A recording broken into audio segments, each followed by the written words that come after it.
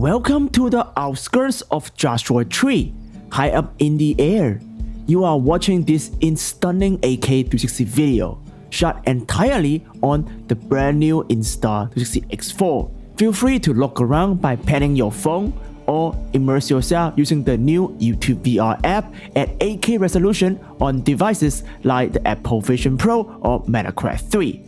Today, we are diving into the world of 360 photo virtual tours with the Insta360 X4. If you look down now, you will spot a beautiful desert house right beneath us. Let's fly over there and meet our host. Well, howdy everybody! Today we are in this very nice Western Salon Airbnb in Joshua Tree in California. We are going to do a virtual tour of this salon behind me. The goal is to compare the Insta360 X4, which is filming me right now, to X3, One RS 1-inch, Qoocam 3 in DNGA, and Ricoh Theta X, and the king of virtual tour after 5 years. The best virtual tour camera, one-shot camera out there, the Ricoh Theta Z1 right here. Insta360 X4 now finally can do 72 megapixel 8K 360 photo in HDR, while the X3 can only do 18 megapixel, which is way too low for virtual tour. The spec of X3 cannot even reach any bare minimum of 360 virtual tour, even though some other very unprofessional influencer advertise it can, for their affiliated sales, of course, which I think is, kind of unethical. I'm one of those professionals against using one-shot 360 camera for virtual tour, so you should not use any of those cameras anyway. But in reality, speed and ease to use is important, and I guess that X4 actually has an in-camera AI-powered Pureshot in 72 megapixel. So in this video, we will find out if this is good enough for direct upload to Zillow or other MLS website for quick and dirty virtual tour. This is a 360 video, so look all around to see the quality by panning your phone. If you really want to see the full quality though, we do recommend watch this entire video using a Meta Quest 3 or better, Apple Vision Pro right here. The helmet I'm wearing here, which I think is the next revolution of virtual tour. Okay, no more talking. Let's go inside the Western Salon and take some 360 photos together.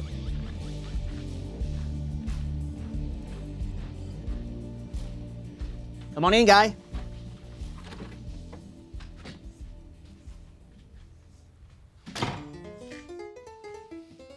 Now we are inside. Look at this house. It's very nice, but again, it's very dramatic lighting. That's why having HDR is so important. We have so many windows out here. Outside is Mojave Desert. It's very bright, right? Inside is just house. It's dark inside the environment. So HDR is very important. So now let's take a look at the first photo from X4. See how it looks compared to others photos. We have taken our first photo using the Insta360 X4's regular photo mode, which captures image at 72 megapixel in Pureshot JPEG format. The exact resolution is displayed on your screen right now, which is roughly 12K. Keep in mind that if you are not watching this video in 8K, YouTube's compression may affect the image quality slightly. However, the main goal of this video isn't to test sharpness, but to give you a general feel of the image quality in a virtual tour scenario. Go ahead and pause this video now to take a closer look around. And don't forget to pan your phone or move around in your VR headset. Now we have the Insta360 X3, also 72 megapixel Pureshot, but processed in the Studio app. The quality is similar to that of X4, which is expected as they have the exact same image sensor and resolution. If you download both of these 12K 360 photos from my Patreon and look very closely, you should see X4 does has more details and looks slightly better than X3. Here we have One RS 1-inch 360. Even the resolution is smaller in 6.5K, the photo seems to have more details than X3 and X4. It just feels more high quality thanks to its bigger image sensor. I think it is better looking than X3 and X4. What do you think? Comment below. Next, we have Qoocam 3 in DNGA edited in Adobe Lightroom. DNGA requires post-photo editing and it is a RAW file. I mean, this is literally dropping in the Lightroom, hitting the auto button and slapping on my virtual tour preset and done. Like 5 minutes of extra work, and the quality is so much better. It feels higher quality and less digital like X3 and X4 or even the One RS 1-inch. This is also the smallest resolution in 5.5K. So to show you, resolution means nothing in virtual tour photography. All of these results look bad and blow out when you turn around and look at the window. Indoor virtual tours require HDR photography. There's really no way around it. Luckily, all Insta360 cameras have this feature. Here is X4 in 72 megapixel HDR in camera process. No post-processing is needed, and you can upload this directly to Zillow or any other MLS virtual tour platform, even the Matterport. If you did not turn around, pan your phone around, you should now. Look at the outside windows. Now you see there is an entire world out there. Before, the outside windows are just white. Here is X3 HDR. Well, it looks really bad because it is only 6K 18 megapixel. Unlike X4, it also requires pro-processing in studio or a mobile app. So I really wouldn't recommend using X3 for virtual tour. It requires similar pro-processing like Qoocam 3 but had way less quality compared to X4. Why bother? Here is One RS 1-inch 360. It is obviously better looking than X3 and X4 HDR, not in terms of resolution but in terms of dynamic range. This is also 6.5K 21 megapixel.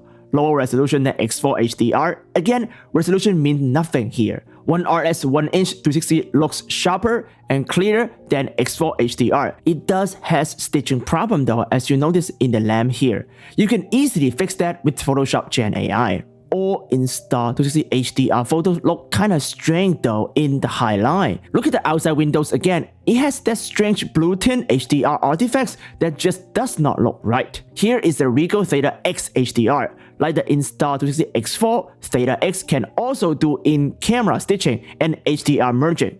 But the result is worse than X4 in my opinion, especially in the stitch eye area. Okay, finally, we have Theta Z1 HDR using the dual fisheye plugin. Wow, the king is still the king. Theta Z1 is so much better than all the results we saw before it. The Theta Z1 has a 1-inch sensor and a lot bigger lens than all the other cameras, and a far better optic. Theta Z1 HDR also produces raw DNG file that requires post-editing. However, editing is very easy if you follow my in-depth tutorial here. Please do support me by giving this tutorial more love. Many people has copied this original tutorial since it was released 3 years ago, even putting out their version behind a paywall and never quit where they learned it from. Only you guys know the source of knowledge, so support your boy Hugh here by subscribing, giving us a like, and dropping us a thank you comment down below. Here are more results of Insta360 X4 HDR versus Theta Z1 HDR.